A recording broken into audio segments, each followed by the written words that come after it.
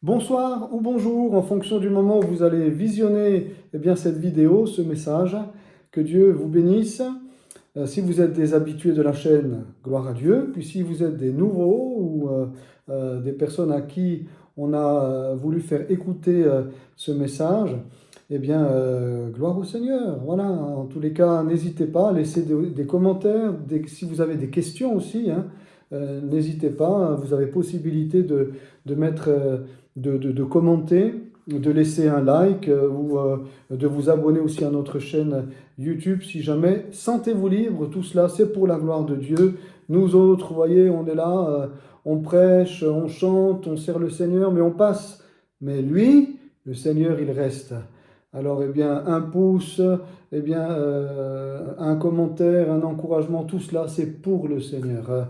Amen. C'est pour lui et pour lui seul. Gloire à Dieu. Voilà, alors, chers amis, nous allons aujourd'hui faire une petite pause dans cette étude assez poussée par rapport à la vie d'Abraham. Nous étions donc dans le choix de Lot, qui avait choisi de partir plutôt en direction de Sodome et de Gomorrhe. Et nous avions parlé justement de l'idolâtrie qui y régnait, n'est-ce pas? Et puis, on avait fait aussi un parallèle par rapport à ce que nous vivons aujourd'hui et ce qui peut avoir aussi pour nous aujourd'hui, comment est-ce qu'il faut dire, euh, oui, ce qui peut pour nous aujourd'hui nous parler par rapport à cette idolâtrie qu'il y avait à Sodome et Gomorrhe, parce qu'aujourd'hui aussi, dans le monde dans lequel nous vivons, dans la chrétienté et même parmi nos églises dites évangéliques, peu importe, il y a aussi des formes d'idolâtrie que nous devons discerner pour ne pas justement tomber dans le panneau, comme on dit. Mais je veux faire comme régulièrement on fait, hein, on fait des petites pauses comme ça, avec des messages un peu qui donnent des impulses, hein, des messages un petit peu assez courts et puis particuliers. On fait comme ça des pauses. Et bien ce soir, on va en faire une. Et je voudrais vous parler ce soir de la joie qu'il y a dans le ciel, mais aussi de la joie qui nous habite quand on voit une âme qui donne son cœur au Seigneur.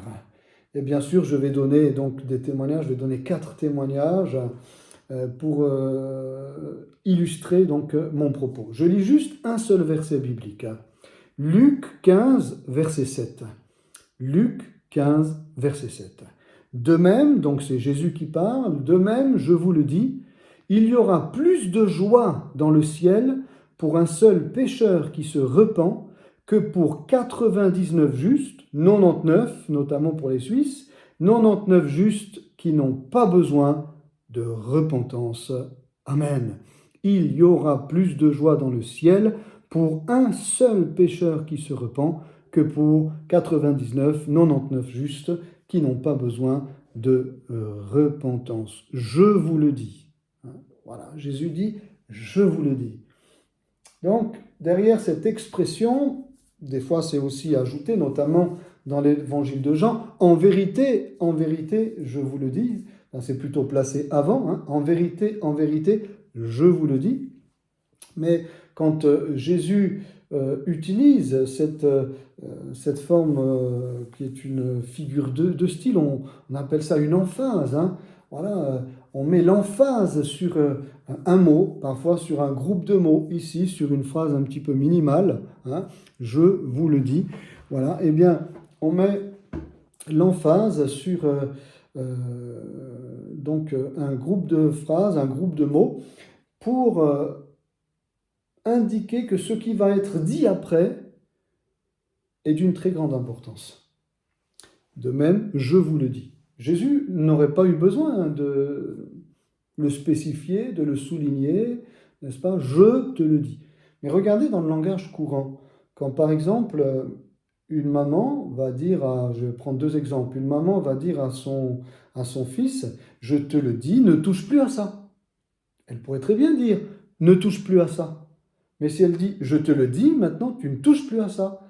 Ça veut dire que donc, c'est quelque chose non seulement d'important, hein, ce qu'elle dit, mais en plus elle le dit avec autorité. Et elle le dit pour que son fils prête attention à ce qui va suivre. Hein. Je te le dis, maintenant tu ne feras plus ça. Maintenant tu ne touches plus ça. Premier exemple. Hein. Un deuxième exemple, je ne sais pas, quand on est dans la vie courante, n'est-ce pas?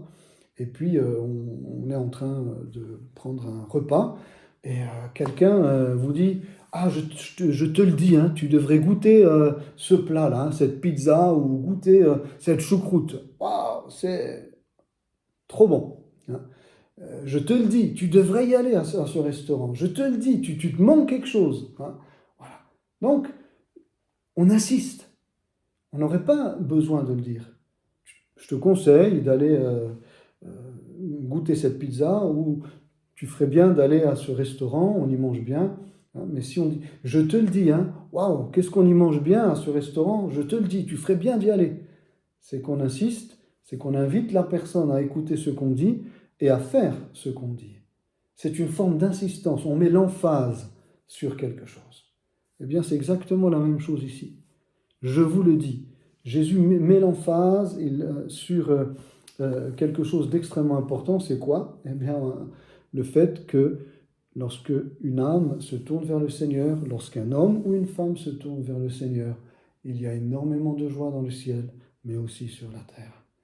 Et notez bien, lorsque une seule personne se tourne vers le Seigneur, je vous le dis, il y aura plus de joie dans le ciel pour un seul pécheur qui se repent que pour 99 justes qui n'ont pas besoin de repentance.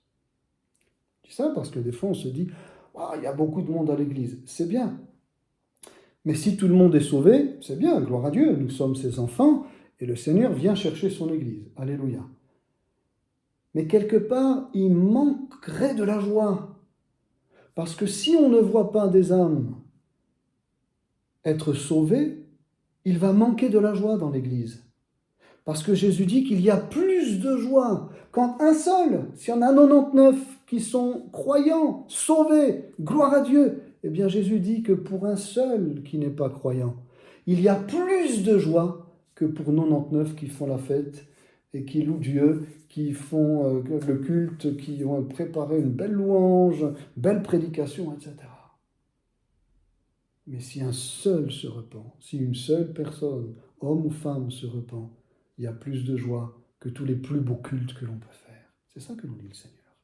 Parce que qu'est-ce qu'ils font ces 99, ces 99 justes qui n'ont pas besoin de repentance? Ils prient, ils écoutent la parole, ils louent Dieu, ils servent le Seigneur, et gloire à Dieu, et c'est bon, hein, attention, ne me faites pas dire ce que je n'ai pas dit, c'est bon, et ces choses-là font partie de la vie de l'Église, et ça réjouit le cœur de Dieu. Hein, voilà. Mais il est dit, il y a plus de joie, d'accord? Donc, il y a de la joie quand on se retrouve d'être ensemble, hein, puisque c'est là que Dieu envoie la bénédiction. Mais je dis, s'il n'y a pas d'âmes qui sont ajoutées, il manquera de joie. Et je dirais même, il n'y aura pas vraiment de joie dans l'Église. Parce que ce qui fait la joie du cœur du Seigneur, ce qui fait toute sa joie, eh bien, c'est de voir que des personnes qui étaient loin de lui, eh bien, s'approchent de lui et reconnaissent que son sacrifice a valu la peine. Qu'il n'est pas mort en vain pour lui, pour elle. Mais que cet homme, cette femme a reconnu, n'est-ce pas, que Jésus n'est pas mort en vain. Et que cet homme et cette femme ont reconnu, eh bien que grâce à Jésus, ils peuvent changer de vie, qu'il y a de l'espoir, le seul espoir, et qu'ils ont pu passer des ténèbres à la lumière, du royaume de Satan au royaume de Dieu. Donc en cela, Jésus dit, il y a plus de joie dans le ciel.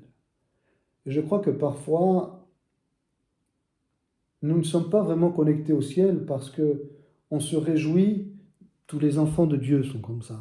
Voilà, ne nous leurrons pas. On se réjouit quand une église est pleine et puis qu'on est tous là en train d'adorer Dieu et tout. Et oui, et c'est vrai, et je suis d'accord, et la Bible dit cela aussi, puisqu'elle dit plus de joie. Donc ça veut dire qu'il y a de la joie. Mais, et j'insiste encore, il manque l'essentiel de la joie et de la vie de l'Église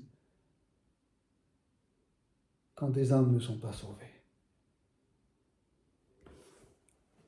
Mais quand un pécheur se repent, waouh, toute l'Église se réjouit. Déjà, tout le ciel se réjouit.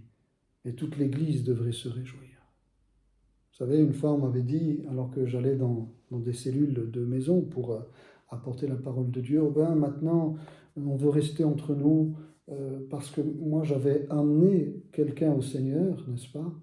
Lui et sa femme, je les avais amenés au Seigneur, et du coup, ces deux personnes, je les amenais avec moi, eh bien, dans cette cellule, pensant qu'ils allaient être accueillis et qu'ils allaient pouvoir s'épanouir et grandir avec Dieu. Mais quand, au bout de 2, 3 fois où nous nous sommes rendus là dans cette cellule, on nous a dit non, non, on ne veut pas que ça grandisse, on veut rester entre nous, on m'a fait comprendre qu'il ne fallait plus revenir.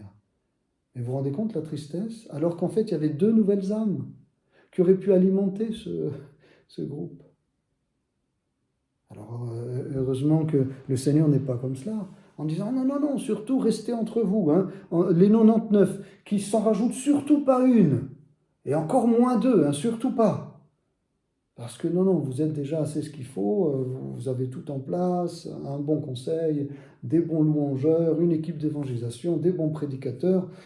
Voilà, surtout qu'il n'y ait pas des pécheurs qui viennent là, eh bien, n'est-ce pas, comment est-ce qu'il faut dire, renforcer le groupe et s'ajouter, voilà, on est bien entre nous, on ne veut pas qu'il y ait des étrangers, des hommes et des femmes qu'on ne sait pas d'où est-ce qu'ils viennent, on ne sait pas quelle a été leur vie, etc. Donc, non, voilà, nous on veut rester entre nous et louer Dieu. Alors j'exagère, mais pas tant, puisque moi-même je l'ai vécu, et pas qu'une fois. Donc des fois on n'est pas connecté au ciel. L'Église n'est pas toujours connectée au ciel. Il y a plus de joie dans le ciel. Et ma volonté, je crois la vôtre aussi, bien-aimés, c'est que nous soyons connectés au ciel, c'est que la joie du ciel soit la nôtre. Et qu'on ne se contente pas de ce qu'on vit juste entre nous, entre chrétiens. Je le répète et je le martèle, c'est bon, gloire à Dieu, l'Église, la fiancée de Christ, c'est extraordinaire. Mais cette fiancée de Christ est véritablement l'Église quand des âmes s'ajoutent. Et Dieu ajoutait à l'Église ceux qui étaient sauvés. Là, c'est l'Église. Sinon, on finit par devenir un club. On finit par devenir une association cultuelle. On finit par devenir une congrégation. Mais on n'est plus vraiment l'Église telle que Jésus l'a conçue. De juifs et de non-juifs qui étaient dans les ténèbres, mais qui sont passés du côté de la lumière.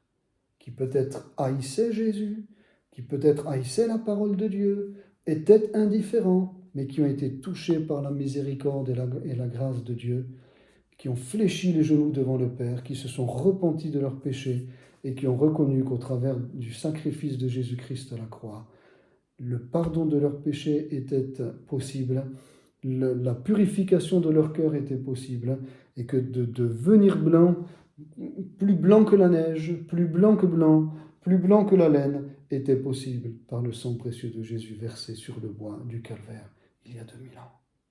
Ça, c'est la plus grande des joies. C'est ce que nous dit le Seigneur. Alors, permettez-moi ce soir de pouvoir vous dire, eh bien, connectons-nous avec le ciel ce soir. Hein, et réjouissons-nous de ces témoignages que je vais...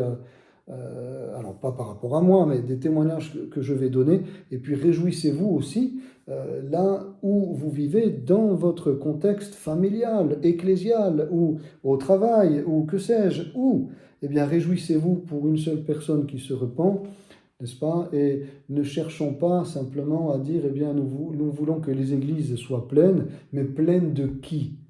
Pleines d'hommes et de femmes qui étaient dans les ténèbres et qui ont connu la lumière. Pleines d'hommes et de femmes qui étaient loin de Dieu, mais qui ont été rapprochés de Dieu. Pleines d'hommes et de femmes qui ne connaissaient pas Jésus, mais qui maintenant l'adorent en esprit et en vérité. Le contexte ici, bien sûr, Jésus, si on veut resituer ce contexte, Jésus dit ceci, notamment aux pharisiens, hein, tous les publicains et les gens de mauvaise vie s'approchaient de Jésus pour l'entendre, et les pharisiens et les scribes murmuraient, disant « Oh là là, cet homme accueille des gens de mauvaise vie et mange avec eux !» Mais Jésus leur dit cette parabole à qui? Aux pharisiens et aux scribes, à ceux qui murmuraient, aux religieux. Jésus donne cette parabole, la parabole donc de la brebis perdue, et puis ensuite la parabole de la drachme perdue, et puis du fils perdu. Ces trois paraboles, Jésus les adresse aux religieux. Alors, Jésus va s'adresser à une partie de ceux qui est religieux en nous ce soir, et Jésus va s'adresser aussi eh bien, à ces 99 justes que nous sommes, desquels nous faisons partie, en tant que chrétiens, pour que nous puissions nous réjouir du salut des âmes. Que nous puissions nous réjouir de gagner des âmes. Alléluia! Gloire à Dieu. Je donnerai juste, frères et sœurs, si vous le permettez, quelques témoignages. On m'a eu demandé souvent, donnez plus de témoignages, frères, etc. Alors, bon, voilà. Je vais donner quelques témoignages, peut-être certains les ont entendus, et puis je vais terminer avec un témoignage qui est tout frais, puisqu'il date de cet après-midi. La première personne que je me souvienne, après Dieu seul sait si des personnes autres se sont données au Seigneur par mon témoignage, bien que je fus encore très très jeune, parce que Dieu seul connaît les cœurs, mais de ce que je me souvienne et de ce que je sache, la première personne que j'ai amenée au Seigneur, c'était mon meilleur ami quand j'étais au collège. Alors comment ça s'est passé personnellement? Eh bien, moi je m'étais déjà converti au Seigneur jeune. Dans ma prime enfance, j'avais donné mon cœur à Jésus. Et puis à l'âge de 15 ans, j'étais baptisé dans le Saint-Esprit. Je me suis mis à parler en langue. Et puis simultanément, instantanément, donc au moment de ce baptême dans le Saint-Esprit, j'ai reçu vraiment une passion pour gagner des âmes, quoi. J'ai compris que le monde était perdu et que Dieu était venu pour ce monde en Jésus-Christ et qu'il était venu pour les sauver tous, tous, tous, tous, tous. Et alors mes yeux se sont ouverts. Voilà, c'est comme des écailles qui sont tombées de mes yeux, mon cœur s'est ouvert et j'avais 15 ans, je voulais sauver le monde entier. Au sortir de cette réunion extraordinaire, donc, la première chose que j'ai voulu faire, c'est gagner à Christ mon meilleur ami. Alors, peut-être si tu tombes sur cette vidéo, Christophe Meunier, de Saône-et-Loire en France, Moulax, comme on l'appelait, Moulax, mon meilleur ami, eh bien, sois béni si tu tombes aussi sur cette vidéo. Alors, il ne connaissait pas Jésus du tout, bien sûr. Il n'était pas né dans une famille, je dirais, chrétienne, pratiquante, engagée, né de nouveau. Et il était fort en maths, je m'en rappelle, et on aimait bien faire nos devoirs ensemble, aussi, notamment les maths, faire les maths ensemble, etc. On aimait bien faire ça. Mais on jouait aussi au ping-pong, on faisait du foot, on riait. Oh là là, qu'est-ce qu'on a pu rire avec Moulax, c'était extraordinaire. Vraiment. Et puis on allait au collège ensemble et on était dans la même classe. On était dans la même classe. Donc on avait pas mal de points communs au niveau de nos activités, de nos hobbies. On avait pas mal de choses qui nous rapprochaient, quoi. Et puis voilà que quand le Seigneur m'a accordé dans sa grâce ce baptême dans le Saint-Esprit, mais alors bien sûr c'est la première personne que j'ai voulu gagner au Seigneur. Alors je lui parlais du Seigneur et vraiment de tout mon cœur avec zèle, etc., partout, tous les jours et tout. Et puis il a vraiment commencé à s'intéresser à Dieu. Il a vraiment été touché et il aimait bien, vraiment, il aimait bien que je lui parle du Seigneur. Je voyais qu'il était ému. Et puis il a commencé à venir à l'église. Je l'ai invité à venir aux réunions et il a commencé à venir à notre église là-bas à la Porte Ouverte à Luz en Saône-et-Loire. D'ailleurs, je salue les responsables de l'APO. Coucou, ils sont bien courageux et ils font vraiment une œuvre extraordinaire. Alléluia, les responsables aujourd'hui, et puis de toujours, mais ceux qui sont aujourd'hui à la Porte Ouverte, bravo, vraiment. On prie pour vous, que Dieu vous bénisse dans cette belle œuvre missionnaire. Et donc, je l'ai amené au culte, et puis voilà, les pasteurs de l'époque ont commencé aussi à le connaître, etc., à se réjouir de voir ce jeune qui s'approchait de Dieu. Mais s'il s'approchait, si on le voyait ému, même vraiment pleurer, on le voyait que des messages, quand il y avait la louange, des témoignages, etc., il était souvent touché, ému, vraiment. Mais comme ça, pendant des années. Ça n'a pas été tout de suite, vous voyez. Ça a duré, pas non plus 10 ans, mais quelques années comme cela. Il a fréquenté l'église et puis ensuite, voilà, on a aussi grandi quand même hein, et on a fait donc nos études au lycée, etc. Et puis voilà que donc des années après, euh, j'apprends effectivement qu'il, parce que moi j'ai dû déménager, hein, j'ai dû déménager, j'ai appris donc puisqu'il était venu nous voir. euh, donc là où on habitait à l'époque, il est venu nous rencontrer et il m'a dit Mirko, eh bien, sache-le, je me suis fait baptiser. Et là, mais quelle joie, hein, voilà, il avait pris sa décision et il s'était engagé, il était passé par les eaux du baptême avec un pasteur aussi que je connaissais bien sûr, de la porte ouverte, qu'il a baptisé. Mais quelle joie de voir que ce témoignage qui avait été rendu, et qui avait permis à ce jeune, n'est-ce pas, de s'approcher du Seigneur, de venir aux réunions, eh bien, je ne l'ai pas vu, moi, là, dans ces années où j'étais au collège, mais juste après, eh bien, quand je n'étais plus là, et que quelque part nous avons dû nous séparer pour poursuivre notre chemin chacun de son côté, eh bien, nous ne nous sommes pas oubliés, et il est venu jusqu'à moi, eh bien, pour, bien sûr, pour me le dire, et quelle joie, alléluia, et c'est merveilleux vraiment de voir comment le Seigneur sauve des âmes. N'est-ce pas? Alors peut-être que toi aussi tu te dis, mais est-ce qu'il se fera baptiser? Est-ce qu'il s'engagera avec Dieu, etc.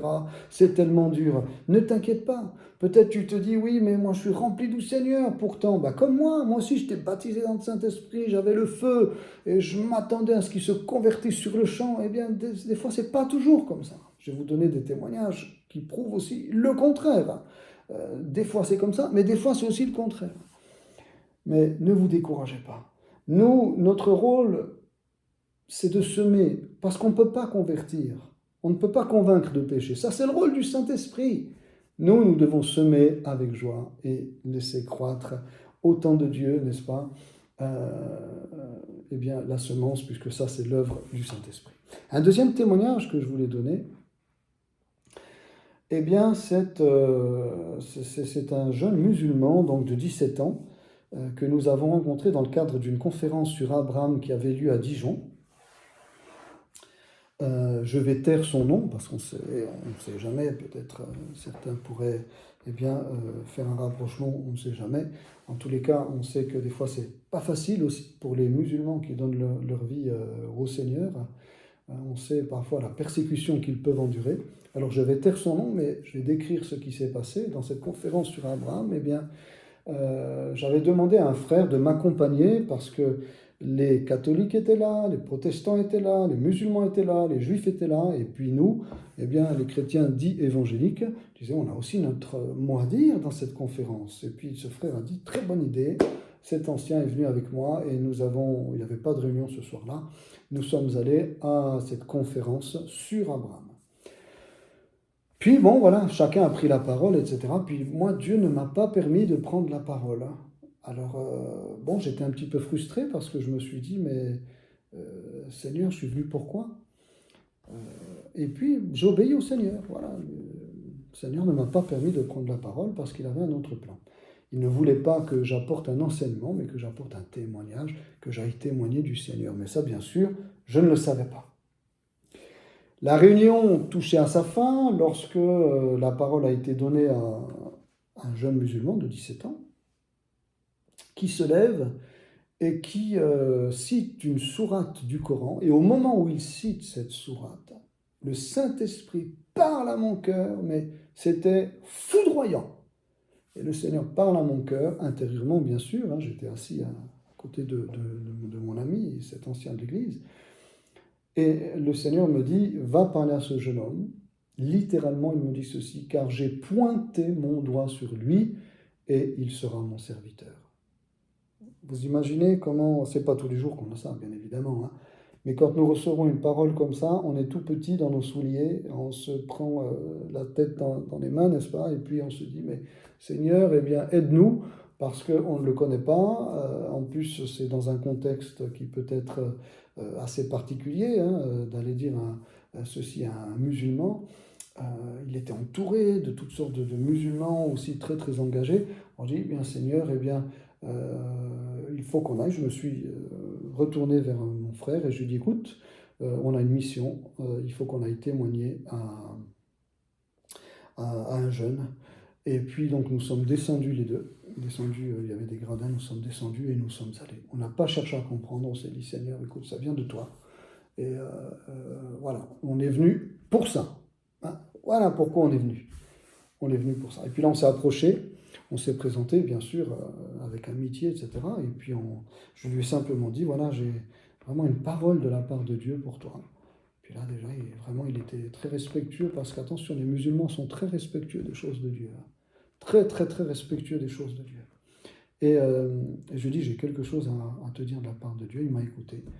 Et je lui dis, alors que tu t'es levé et que tu as lu une sourate de Coran, immédiatement, j'ai vraiment entendu dans mon cœur la voix du Saint-Esprit me dire, va dire à ce jeune homme que j'ai pointé mon doigt sur lui, que je l'appelle à venir à moi et à devenir mon serviteur. Instantanément, vous entendez, frères et sœurs, chers amis, instantanément, il s'est mis à pleurer. Il nous a pris comme cela et il nous a demandé d'aller dans un coin où il s'est mis à pleurer, dans un coin, là où on ne pouvait pas le voir. Il s'est mis à pleurer. Et puis après s'être ressaisi, il nous a dit, mais comment vous faites pour savoir ça? Parce que je ne l'ai même pas dit à mes parents, je ne l'ai même pas dit à ma famille, je ne l'ai même pas dit à mes amis. Comment vous faites pour savoir ça? Puis nous, avec le frère, on se regardait. Il m'a écouté de, qu'est-ce que vous voulez dire? Qu'est-ce que vous voulez dire? Qu'est-ce que l'on sait et qui vous étonne tant? Eh bien, ce que vous venez de dire. Alors, je ne comprenais pas, et là, il m'a expliqué. Il m'a dit qu'à l'âge de 5 ans, il en avait 17. Il avait fait un rêve, et dans cette vision, il avait vu un être, un homme, hein, on peut dire, voilà, tout de blanc vêtu, blanc, blanc, blanc, blanc, étincelant de blanc, qui pointait son doigt sur lui, et qui l'appelait à venir à lui. Et lui, il y avait ce combat dans cette vision, il y avait ce combat entre venir vers cet être brillant, n'est-ce pas, qui l'appelait à venir à lui, et derrière, eh bien, un puits dans lequel voulait l'entraîner une bête immonde. Mais il se sentait irrémédiablement attiré vers, bien sûr, cet homme vêtu de blanc, cet être resplendissant, cet être divin, finalement, qu'il appelait, n'est-ce pas, en pointant son doigt sur lui pour venir à lui. Et là, mais on se regardait avec mon frère, et puis nous-mêmes, on était tellement émus, et puis on s'est dit, eh bien, cette personne que tu as vue, on vient te dire donc que c'est Jésus. Comme il apparaît aussi dans les Saintes Écritures, et notamment aussi dans l'Apocalypse. Eh bien, c'est Jésus. Parce que qui est blanc comme ça? Qui est blanc étincelant? Qui, aussi, lors de la transfiguration, ses vêtements sont devenus tellement blancs, blancs, blancs, n'est-ce pas? Blancs qu'il n'y a pas de fouillon sur terre qui puisse être si blanc. Eh bien, c'est Jésus. C'est Jésus que tu as vu et c'est lui qui t'appelle. Et puis là, il a dit, ah là là, il était bouleversé. Puis il a demandé à nous voir, encore à nous voir pour parler du Seigneur. Et on prenait comme ça des heures à parler du Seigneur, à témoigner de Jésus. Et ce jeune homme s'est approché de Jésus. Donc instantanément, il a été touché par la grâce de Dieu. C'est pas toujours. Vous voyez, j'ai pris exprès 2 témoignages, un pour lequel il a fallu des années, et un pour lequel, en l'espace d'une soirée, en un mot, le Seigneur l'a touché. Je terminerai avec un témoignage récent, puisqu'il date de cet après-midi. Et cela s'est passé dans le cadre de notre église locale ici à Yverdon. Et là, ce sont des jeunes de notre église, notamment un qui s'est converti il y a quelques années, mais qui avant de se convertir, et puis même après, connaissait donc et fréquentait ce jeune homme dont je vais vous parler maintenant.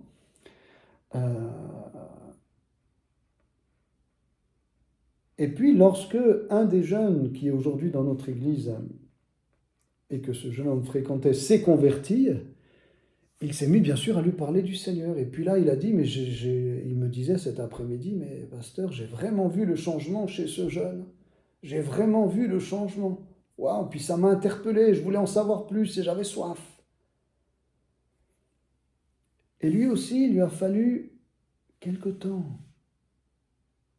quelques années pour digérer ce qui lui était dit. Il prenait toujours plaisir d'entendre et même de venir, puisqu'après il l'a invité à venir à notre église et ce jeune homme a commencé de venir à l'étude biblique, au groupe de jeunes, à des répétitions de louanges, etc. Mais de manière sporadique. Mais il commençait à venir et à s'intéresser. On a aussi fait du tennis avec lui, on a pris des moments aussi de toute simplicité, voilà, pour faire du sport ensemble et puis mieux se connaître. Et comme ça a duré quelque temps. Et la parole de Dieu a fini par atteindre son cœur. Ou plutôt, il a fini par céder à la parole de Dieu. Il a fini par ouvrir son cœur à la parole de Dieu. Et voilà qu'il voulait absolument prendre rendez-vous avec moi. Et puis là, il m'a raconté son parcours. Donc comment déjà il avait été interpellé par son ami non chrétien qui était devenu chrétien, qui avait rejoint notre église locale, qui lui avait témoigné du Seigneur Jésus. Et comment, grâce à ce témoignage, il avait pu connaître le Seigneur et aussi s'approcher des frères et sœurs de l'église ici. Et comment maintenant, eh bien, lui qui était réservé sur la foi, parce que c'est tellement intime et personnel, eh bien, il a fait ce pas de donner sa vie au Seigneur. Le plus beau, enfin ça c'est le plus beau, mais ce qui est aussi magnifique, c'est qu'un autre jeune de notre Église m'avait dit il n'y a pas longtemps, frère, j'ai reçu dans mon cœur, je crois qu'il avait même eu une vision, j'ai reçu dans mon cœur que donc ce jeune va donner sa vie à Jésus dans sa chambre tout seul. Waouh, puis j'avais dit, ah bah, si tu l'as reçu de Dieu, alors il faut prier, alléluia. Parce qu'on avait l'impression que, voilà, il avançait, quoi, mais on avait l'impression que il avançait doucement, quoi. Mais en fait, il ne faut pas se fier aux apparences. Il est réservé, je crois qu'on a, bien sûr, cela aussi est important. On a, je dirais, à préserver cette foi, c'est quelque chose aussi de personnel. Hein. Puis après, on comprend qu'il faut la propager et puis la porter plus loin. Mais je dirais, dans un premier temps, c'est quand même tellement intime, hein, parler de notre foi, que ce jeune homme eh bien, préférait faire les choses voilà, tout doucement dans son cœur. Et ça a mûri. Et je voyais que souvent, après des prédications, il disait, frère, votre prédication, enfin le message a touché, peu importe que ce soit moi, on n'en est vraiment pas là du tout.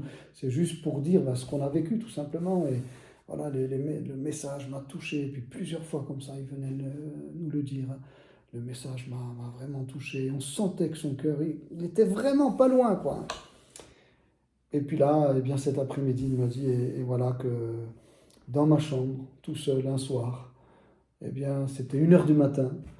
Donc déjà le matin, pas le soir, mais déjà le matin, eh bien j'ai dit à Jésus, Seigneur, je te reçois comme mon sauveur et Seigneur. Ah là là, c'est tellement beau même à dire, même à rapporter. Seigneur, je reconnais que tu as versé ton sang sur la croix pour moi. Comme ça, il m'a dit, hein, pour tous mes péchés, pour me laver de tous mes péchés, pour me pardonner et pour m'offrir la vie éternelle. Comme ça, il a témoigné. Hein. Comme ça, il a témoigné cet après-midi. J'étais tellement ému, j'étais tellement touché.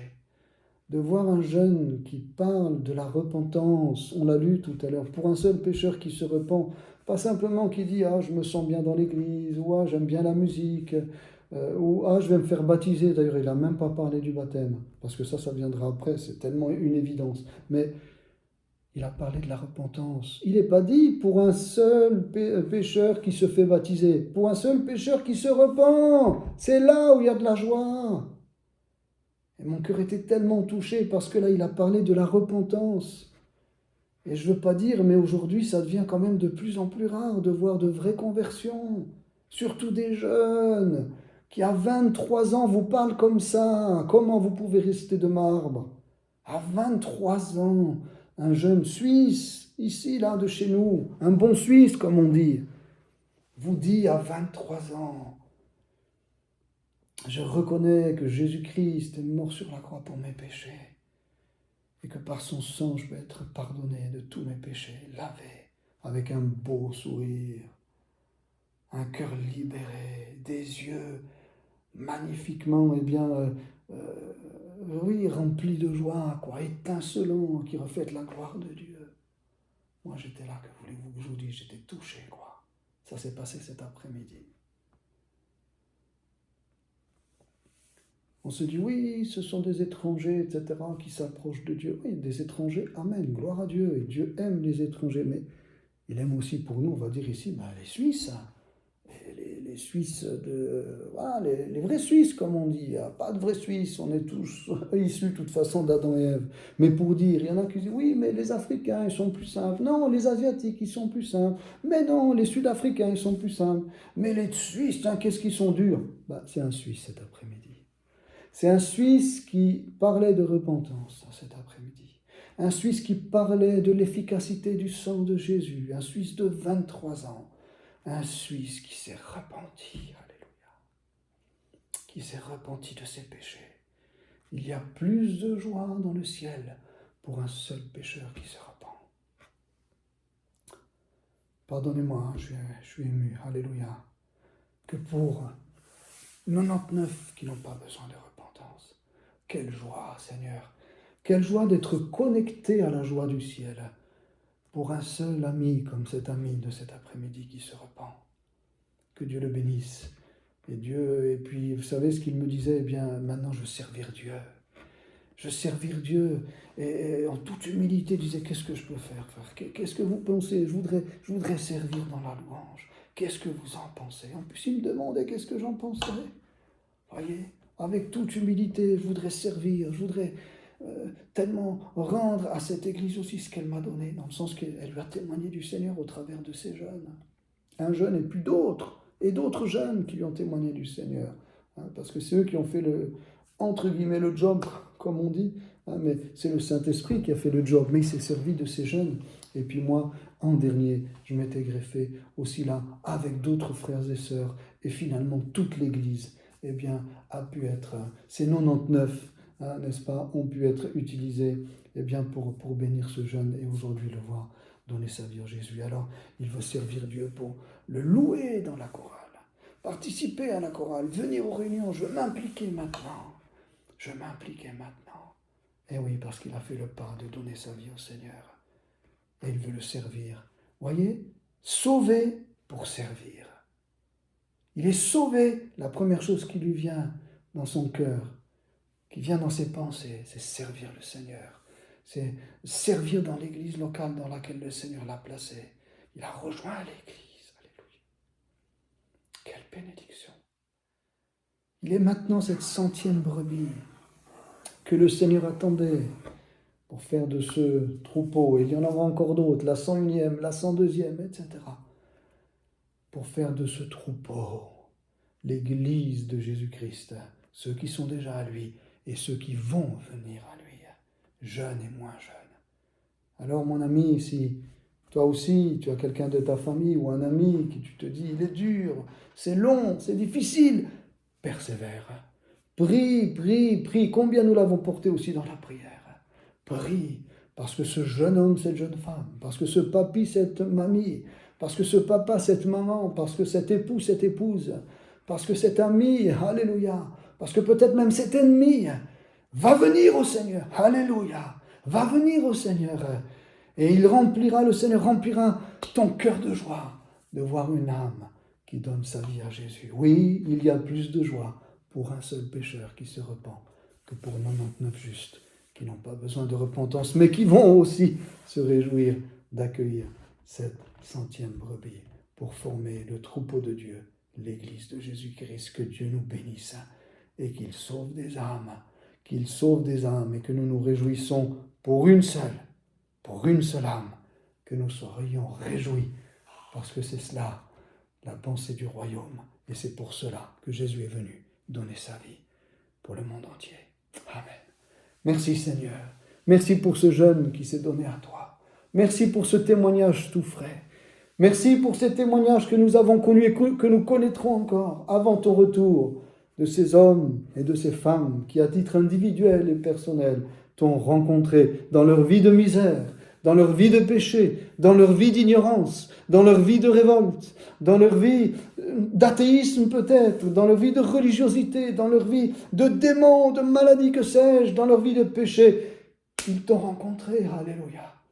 De ces hommes et de ces femmes qui t'ont rencontré et qui te rencontreront avant ton retour, avant qu'elles ne partent elles-mêmes, eh bien, de l'autre côté, comme on dit, eh bien, qu'elles puissent partir, oui, dans le royaume de Dieu et dans l'éternité. Alléluia, merci parce que le nom de ce jeune homme, tu l'as écrit dans ton livre, parce que le nom de ce jeune homme, alléluia, alléluia, est écrit dans le livre de Dieu, parce que le cœur de ce jeune homme t'appartient, parce que la vie de ce jeune homme t'appartient, parce que l'avenir de ce jeune homme t'appartient. Comme la vie de ces hommes et de ces femmes à qui, mes frères et sœurs qui écoutent ce message, appartient également à Jésus. La vie d'une âme qu'ils ont amenée à toi, qu'ils ont conduit à toi, ou qu'ils ont vu venir à toi, eh bien qu'eux aussi puissent se réjouir pour cet homme et cette femme qui, au travers de leur témoignage, a donné sa vie à Jésus. Merci pour cette joie qui nous inonde. Il n'y a pas de plus grande joie sur cette terre que de conduire quelqu'un à Christ, que de voir une âme qui passe des ténèbres à la lumière, qui passe du péché à la sainteté, de noir qu'il était qu'il devienne blanc comme la neige. Il n'y a pas de plus grande joie. Donne-nous encore de nous réjouir, Seigneur Jésus, de voir, alléluia, eh bien, d'autres Suisses et d'autres étrangers se donner à toi, car pour toi, tu ne fais pas de favoritisme. Alléluia, un pécheur, c'est un pécheur. Un saint, c'est un saint. Alléluia. Quelle que soit sa couleur de peau, quelle que soit sa classe sociale, quel que soit son background, quels que soient les péchés qu'il ait commis, un pécheur qui se repent devient un saint racheté, un enfant de Dieu, une nouvelle brebis et bien un membre à part entière de l'Église de Jésus-Christ. Merci, merci, merci. Quelle joie. Bravo Seigneur.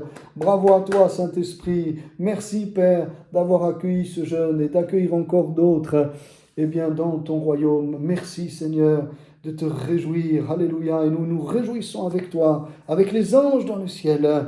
Nous nous réjouissons, oui, pour une seule âme qui se repent. Donne-nous ce cœur que tu avais, ce cœur que tu as, Seigneur. Alléluia. Non pas de regarder au nombre et aux chiffres, mais de regarder à l'individu, à l'individu. Merci, Seigneur.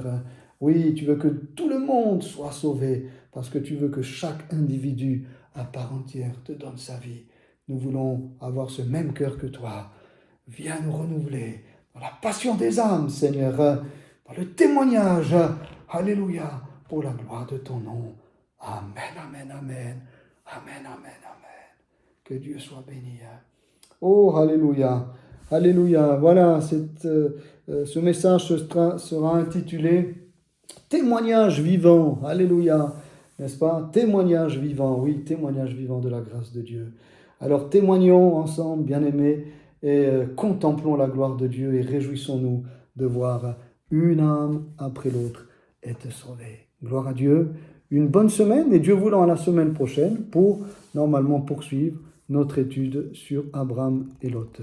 Shalom et gagnons des âmes avec l'aide et le soutien du Saint-Esprit. À bientôt.